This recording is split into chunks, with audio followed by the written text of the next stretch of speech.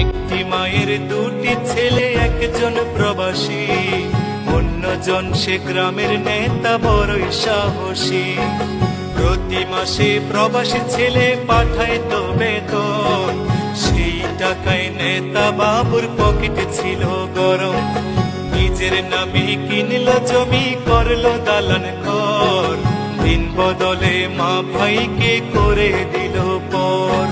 প্রবাসী ছেলে মাকে দিল ছোট্ট টিনের ঘর, সেই ঘরেতে মা জননী থাকবে জনমভর। প্রবাসী ছেলে মাকে দিল ছোট্ট টিনের ঘর, সেই ঘরে মা জননী থাকবে জনমভর। মা জননী খোদার কাছে বলে দুহাত তুলে, বুকের মানিক প্রবাসীতে রেখো আল্লাহ সুখে। একজন প্রবাসী বড় মিথ্যেবাদী,